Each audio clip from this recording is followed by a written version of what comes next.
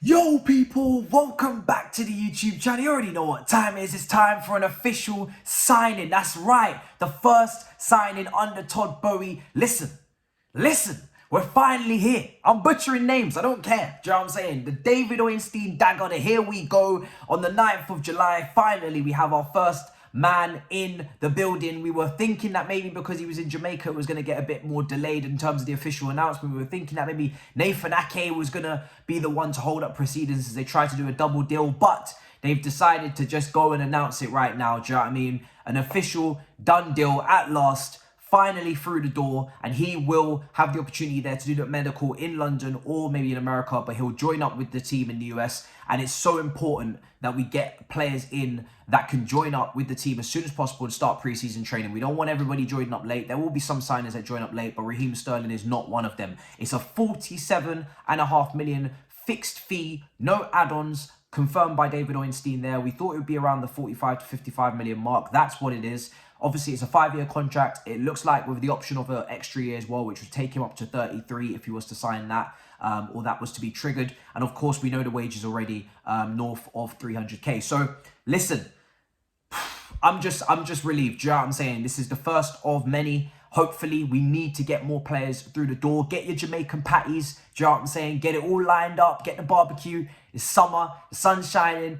The birds are chirping. The trees are blowing in the wind. And it's beautiful. Do you know what I mean? This is what we needed. We needed a little bit of energy injected into the fan base. A nice signing that obviously Tuchel backs and approves. It's a player that he wanted. He spoke to him personally. We know Sterling was looking to leave Manchester City because he wanted more game time, not just off the bench minutes. That was confirmed on ESPN by Alexis Nunez, who knows him very well, of course, being Jamaican herself. We've had her on the channel. And listen, at the end of the day, Manchester City, they don't let him go willingly. They were looking to sign him up to a new contract. Pep was really happy with him to continue being part of that team, part of that attack. But Raheem Sterling wants a new challenge. He wants to be playing regularly. The World Cup's coming up. He's shown what he can do in the Euros last summer. And listen, how much Sterling is to Ake and Saltfish? I keep saying it. We're going to find out how much Ake cost. It looks like it's going to be a double swoop.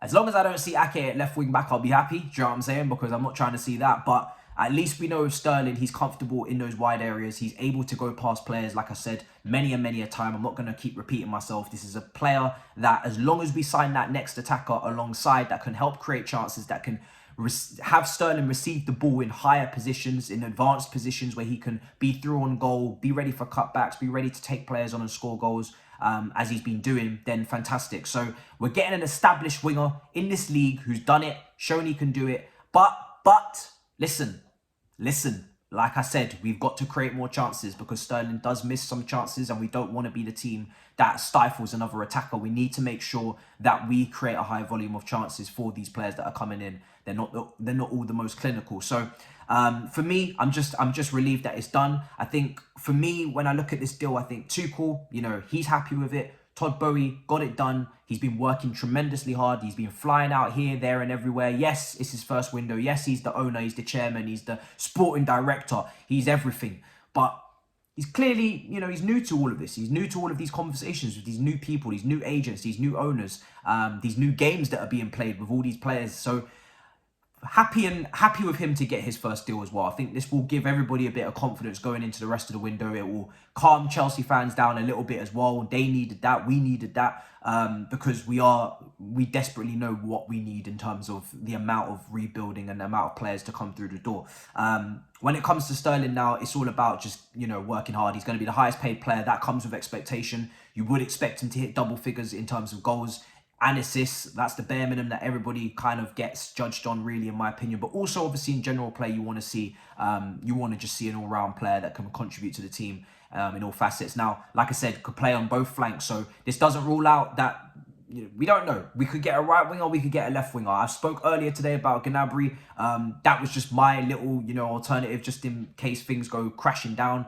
I don't know who we're going to get. We'll see. The Rafinha deal today, there's still frustrations around that deal because obviously Barcelona are not offering enough for Leeds to accept. They're not matching our bid. They're trying to do it in installments. They're trying to bid lower than the amount accepted. And Deco and Rafinha, according to reports, are getting more and more frustrated, and they want their decision and their future decided so they can, you know, settle down, do pre-season, go on tour, train, get ready, because Brazil and the World Cup is coming up in December. So I think there's a resolution coming there, hopefully, as soon as possible, because like I said, the more players we get in through the door that obviously Tuchel wants, the better.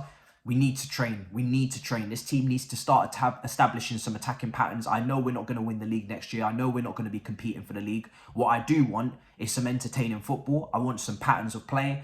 I just want to be excited. I don't want to be bored. You know, I don't want to see Chelsea draw at home to Brighton at home. I don't want to see Chelsea draw at home to Everton. I don't want to see Chelsea, you know, draw away to Wolves 0-0. I don't want to see, you know, boring games, loads of, you know, passive, predictable play. I would like to be excited. I would want to see people taking people on. We are going to probably miss chances. You know, that's something that I am growing to get accustomed to. You know, it's probably going to happen. But create a load of chances and then you're more likely to score more goals. That's as simple as it gets, really. And then obviously maybe we can rectify finishing in a later window if Kai doesn't step up, if Broly doesn't step up, etc. That's just the way I'm thinking about it in my head logically. Let me know what you think in the comments down below about this signing. I know you guys have been wondering what is taking so long with these deals. When are they going to get done? Listen, like I said, at least we can clearly see, in my opinion, that hard work is being done. It's very public what we're trying to do. We've come out with public bids. We've made very public moves. The journalists are all very clued up, it seems, on what we're trying to do. Obviously, like I said, Barcelona are holding up a lot of our business, but you can't fault Todd Boehly and, well, just Todd Boehly. There's no sporting director, there's no Marino, there's no Czech, there's nobody to help him, it would seem. You can't fault him. He's clearly trying. He's catching flights. Do you know what I'm saying?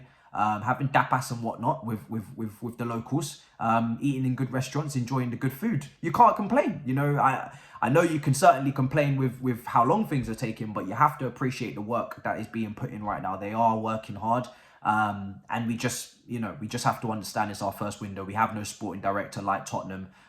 You know, even Arsenal with Edu. You know, all the clubs really have a sporting director to help these negotiations, set these plans. We don't have that. We're going into this window a little bit blind. We're just rolling with the punches. We don't really have a structure. We're just rolling with it.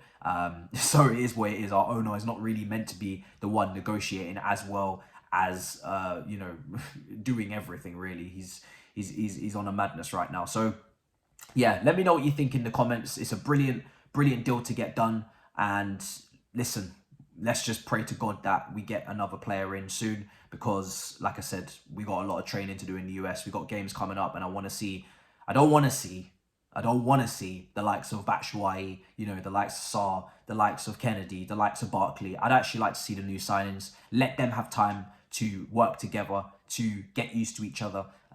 So then hopefully a performance comes in the first few games. Remember, Tottenham is the first home game at Stamford Bridge in the new season. That is a massive game. Conte, all their players are already through the door. They're training together, you know, and they're establishing their chemistries. So we need to be doing the same thing.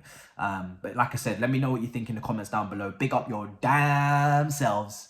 A lot of mercy. First signing through the door. I know you're buzzing. Here we go, confirmed. Ornstein, David Dagger. Do you know what I'm saying? Big up. In a bit, people.